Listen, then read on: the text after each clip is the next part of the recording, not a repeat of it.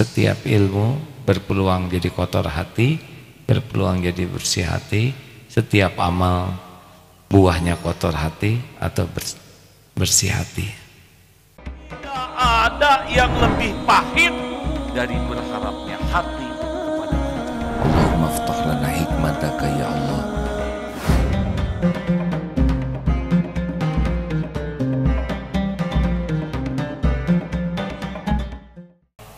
Nah, hadirin sekalian, jangan merasa bangga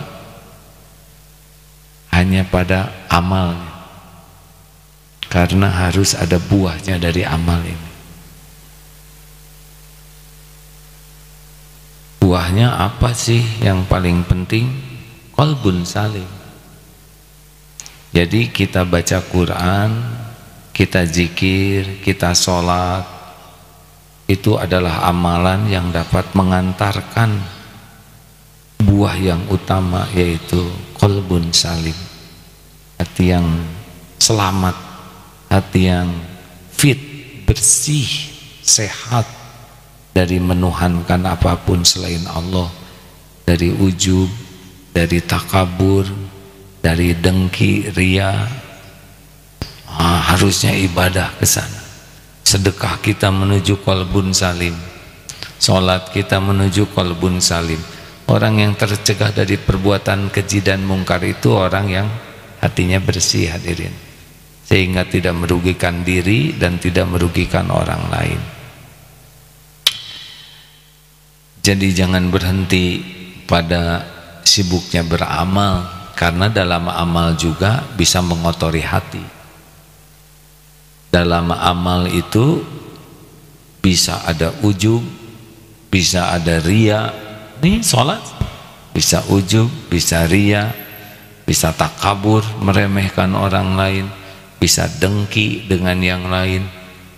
Oh, banyak maksiat yang bisa terjadi dengan amal kalau tidak serius kepada buahnya.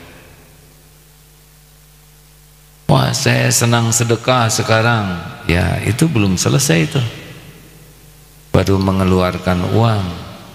Sedekahnya ada riya tidak, ada ujub tidak. Harusnya buah dari sedekah yaitu qalbun salim. Hatinya jadi bersih dari kemelekatan megang terhadap dunia ini, ya, seperti doa Allahumma inni as'alukal huda wattuqa wal afafa wal ghina. Ini salah satu doa yang harus kita panjatkan. Ya Allah, hamba memohon kepadamu huda, petunjuk, karena tanpa petunjuk Allah tidak bisa apa-apa. Dan ini jadi dari amal itu petunjuk untuk beramal, petunjuk bagaimana memelihara amal kita. Ini lihat lanjutan dari doa ini. Wattuqa, ketakwaan, yaitu kemampuan untuk mengamalkan petunjuk Allah itu.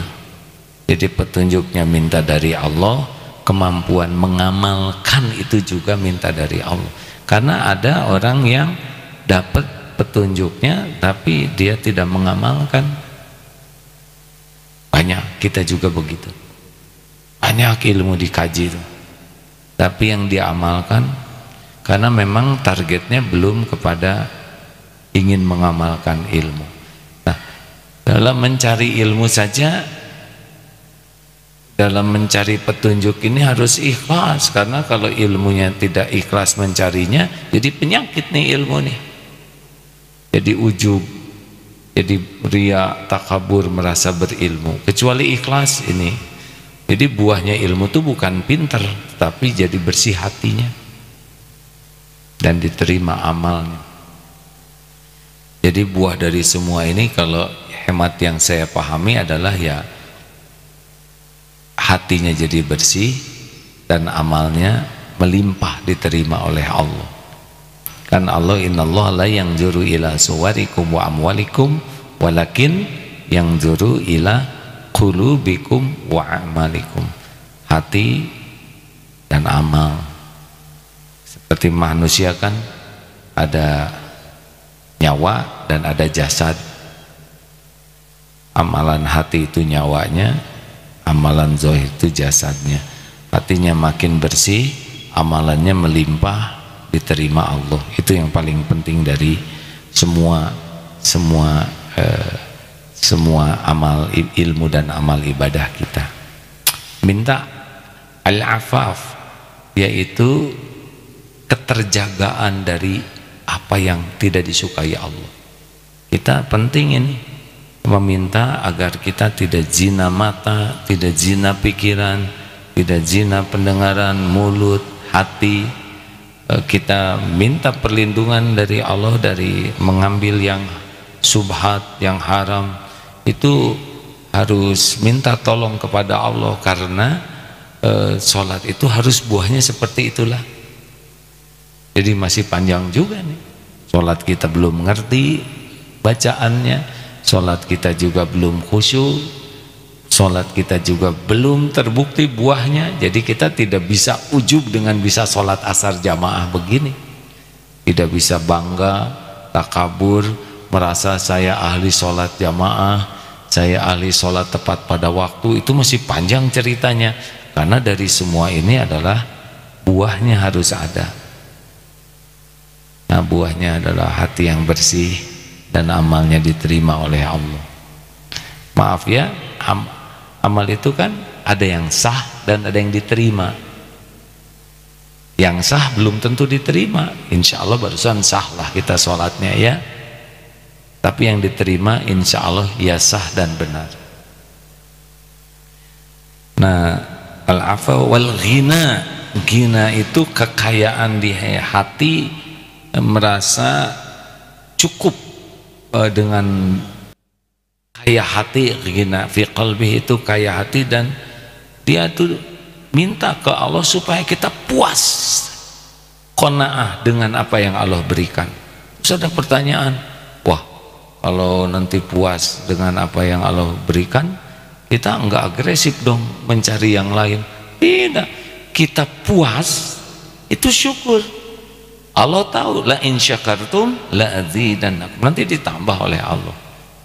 Jadi dengan puas itu bukan berarti jadi sedikit terus.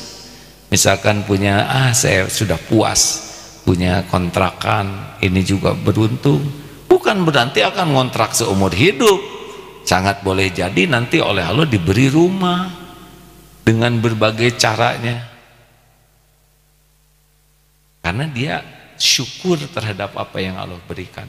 Puas saya punya motor sederhana, dan Allah tahu dia memerlukan kendaraan yang lebih dari itu. Jadi tanpa ngoyo, tanpa banyak keinginan, ada nanti kendaraan itu.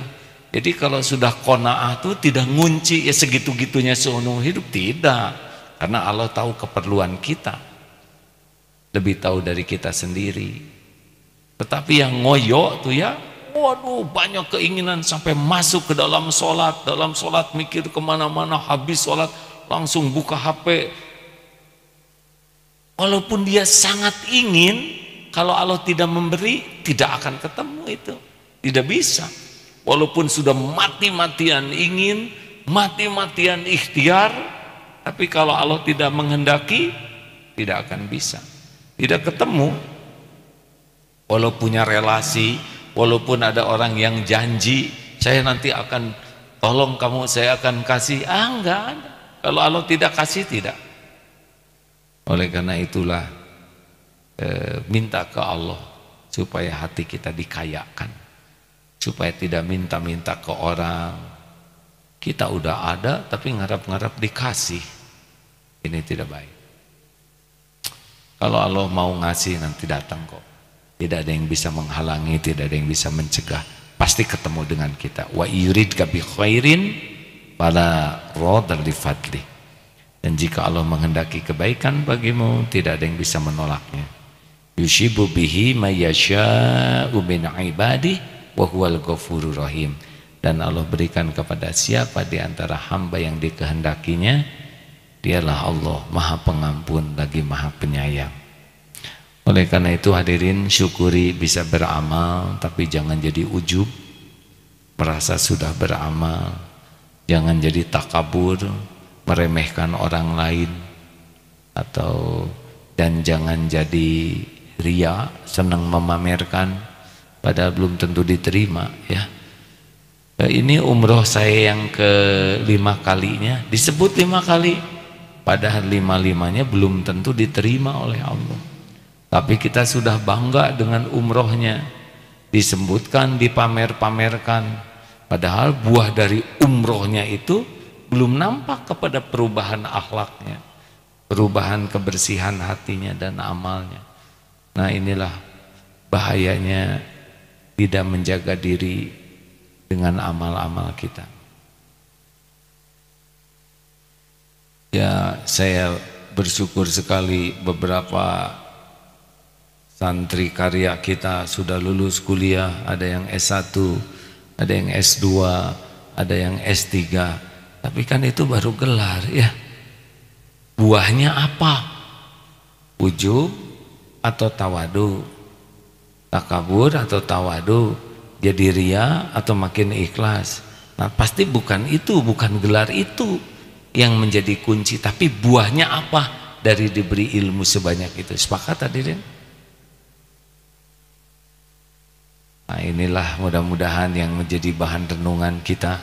Buahnya apa nih dari kita sibuk berada di pesantren, belajar, beramal, buahnya apa? Kalau saya boleh memberi saran, buahnya adalah akhlakul karimah, berkah dari 2 hal, qalbun salim dan amalnya amal yang disukai Allah. Nah, mudah-mudahan kita fokus kepada buah ya. Jadi sholat itu hati saya jadi bersih tidak nih? Saya ngapalin Quran jadi bersih tidak? Jadi amal soleh tidak? Ngapal Quran sudah bagus, sangat bagus. Tidak semua orang menghafal Quran. Tapi buahnya apa? Jadi ujub atau jadi la haula wala quwata illa billah. Karena setiap ilmu berpeluang jadi kotor hati, berpeluang jadi bersih hati. Setiap amal buahnya kotor hati atau bersih hati. Kenapa jadi lesu begini? Nah, kalau gitu mending gak sholat we. Nah, itulah sukses tipu daya setannya ya.